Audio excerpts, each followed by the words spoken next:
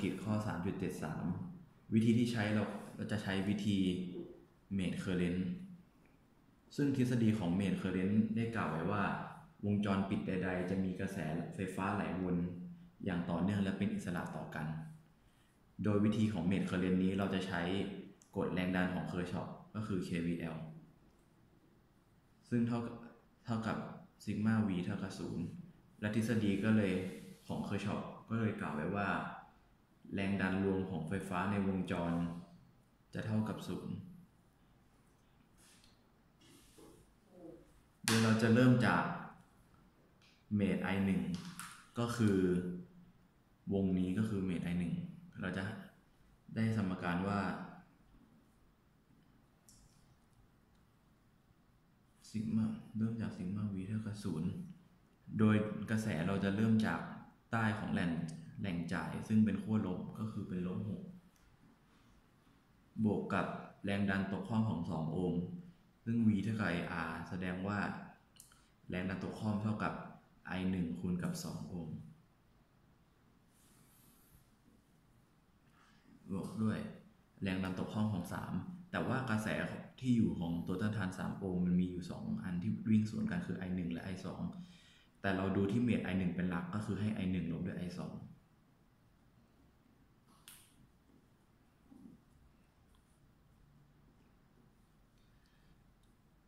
ตัวแรงดันของ4โอห์มแต่4โอห์มมีกระแสทวน2อันคือ I1 และ I3 เราดู I1 เป็นหลักเลยให้ I1 ลบด้วย I3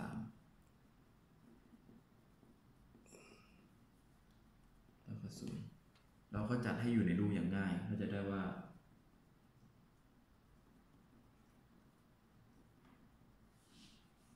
ตั้งเป็นสมการที่1ต่อไปเรามาดูที่เมท I2เราตั้งสมการซิกมา V เท่ากับ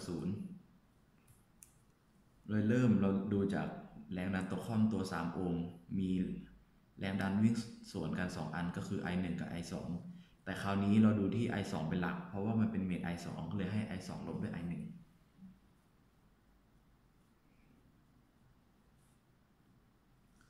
กระแสที่ไหลผ่าน5โอห์มมีแค่ I2 ตัวเดียวก็คือ 5I2 บวกกับอันนี้กระแสมันวิ่งเข้าทางขั้วลบของแหล่งจ่ายก็คือให้เป็นลบ4โวลต์4เท่ากับ0จัดให้อยู่ในรูปอย่างง่าย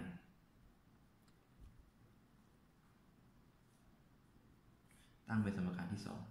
2ต่อไปเรามาดูที่เมท I3 ตั้งสมการซิกมา V เท่ากับ0เมท I3 เราจะดูจากเริ่มจากแรงดันตกข้อมที่1โอห์มก็คือ1โอห์มคูณกับ I3 บวกด้วยแรงดันตกข้อมที่4โอห์มแต่ว่าเรามีกระแสสวนทาง2อันก็คือ I3 และ I1 อันนี้เราเป็นเมท I3 เราดูที่ I3 เป็นหลักก็คือให้ I3 ลบด้วย I1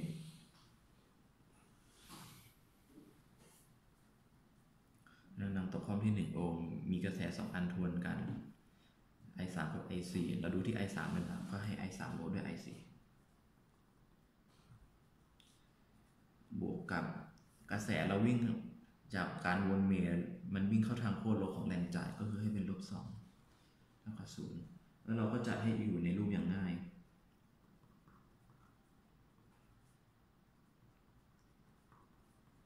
เป็นสมการที่3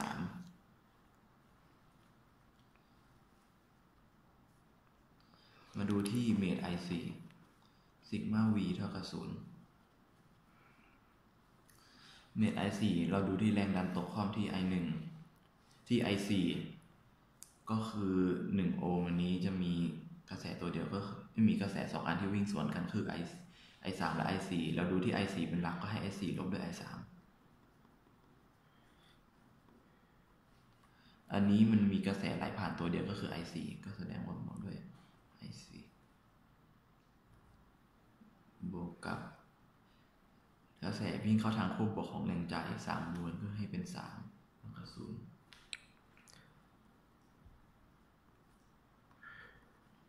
จัดให้อยู่ในรูปอย่างง่ายตั้งเป็นสมการที่4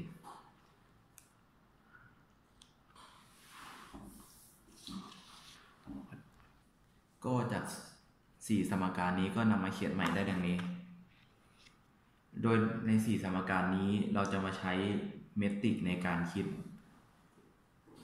เราจะมาตั้งเป็นเมตริก4 คูณ 4ก็คือ9 ลบ 3 ลบ 4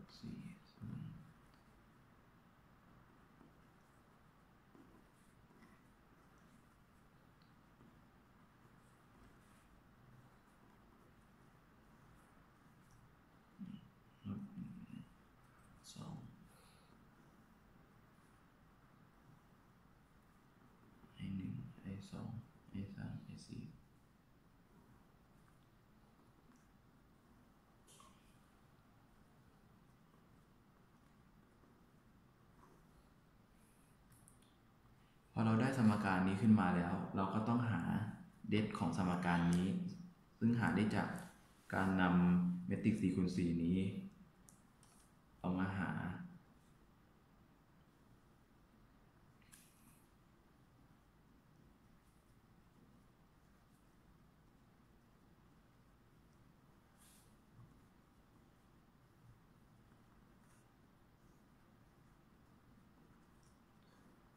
โดยเราจะสร้างเพิ่มมาอีกเมตริกเพิ่มมาอีกเพื่อง่ายต่อการคำนวณก็คือจะเพิ่มมาอีก3 หลัก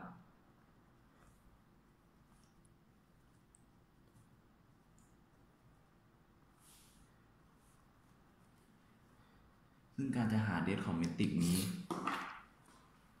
เราจะหาจากซิกมาของผลรวมของทะแยงล่างลบกับซิกมาของผลรวมทะแยงขึ้นบนทะแยงล่างก็คือทะแยง4 ตัวอย่างนี้โดยผลรวมของแต่ละอันจะเกิดจากเอาแต่ละตัวมาคูณกันจนได้ผลลัพธ์ออกมาส่วนผลคูณของทะแยงวนเราก็เอามารวมมันออกมาเหมือนอย่างนี้เราจะได้ผลรวมของคูณทะแยงวนออกมาเสร็จแล้วเอาซิกมาของล่างลบซิกมาบนจะเท่ากับเดฟซึ่งอันนี้เราหามาแล้วว่าเดฟของรูปแบบนี้เท่ากับ437พอเรารู้เดฟแล้วเราก็ต่อไปเราก็แค่เอาทั้งแท่งอันนี้ไปแทนของแต่ละแถวสมมุติว่าเราแทนที่หลักแรกเราก็จะได้ค่า i1 ออกมา i1 เลยจะเท่ากับ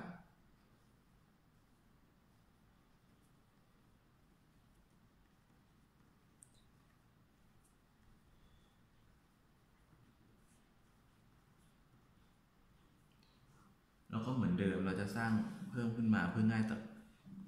ต่อการคำนวณ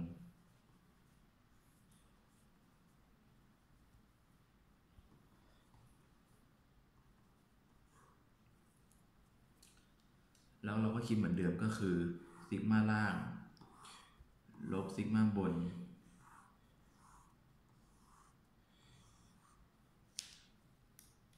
จากซิกมาล่างลบซิกมาบนของสมการนี้เราหามาได้เท่ากับ692ซึ่ง i1 ค่าของ i1 มันจะเท่ากับ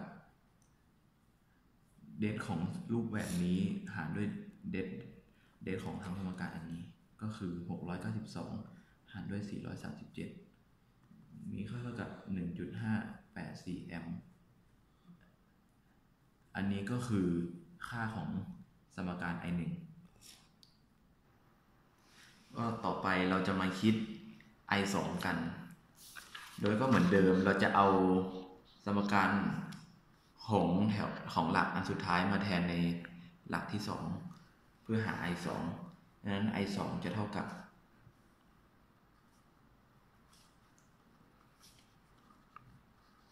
นี่ก็เอามาแทน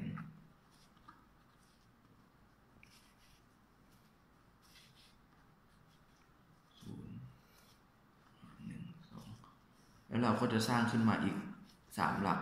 เพื่อง่ายต่อการคำนวณ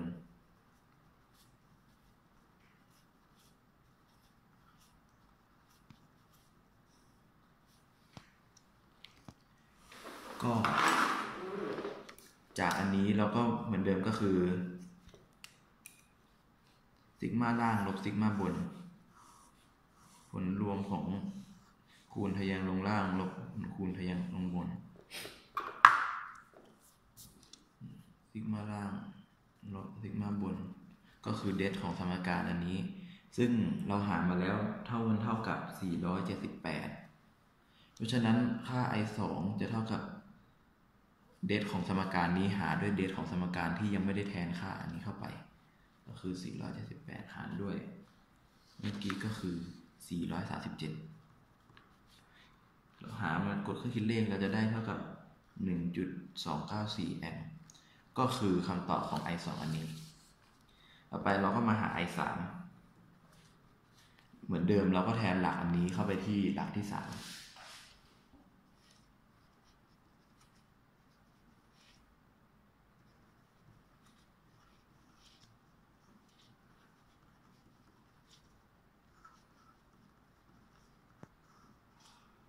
เราสร้างขึ้นมาอีก3หลักเพื่อง่ายต่อการคำนวณเหมือนเดิม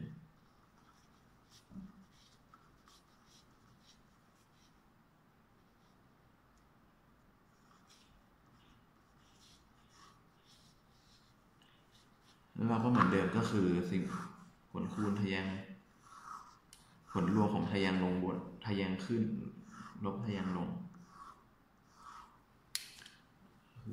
หรือเรียกว่าซิกมาล่างลบซิกมาบนก็คือเดฟของสมการนี้เราหามาแล้วได้เท่ากับ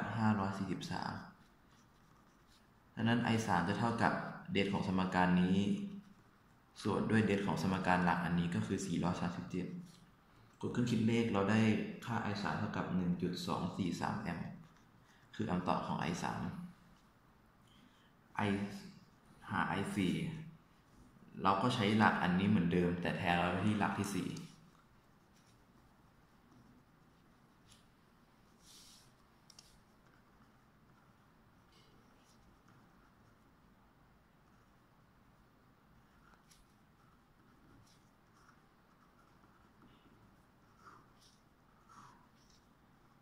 แล้วสร้างเพิ่มอีก3หลักเพื่อง่ายต่อการคำนวณ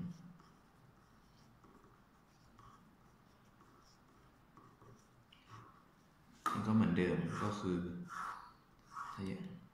ซิกมาล่างลบซิกมาบน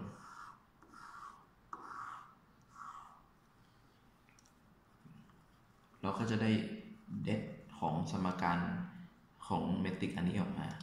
ซึ่งเราหาแล้วได้เท่ากับลบ300/14เพราะนั้น i4 จะเท่ากับเดฟของสมการนี้หารด้วยเดฟของสมการหลักอันนี้ก็คือ437กดเครื่องคิดเลขได้เท่ากับลบ 0.879 แอมป์ที่ค่า i4 ติดลบแสดงว่าจริงๆแล้วกระแส i4 ไม่ได้วนทางนี้ก็คือวนสวนทางดังนั้นคำตอบที่เราได้ก็คือ i1 จะเท่ากับ 1.584 แอมป์ i2 จะเท่ากับ 1.094 แอมป์ i3 เท่ากับ 1.243 แอมป์ i4 เท่ากับลบ 0.879 แอมป์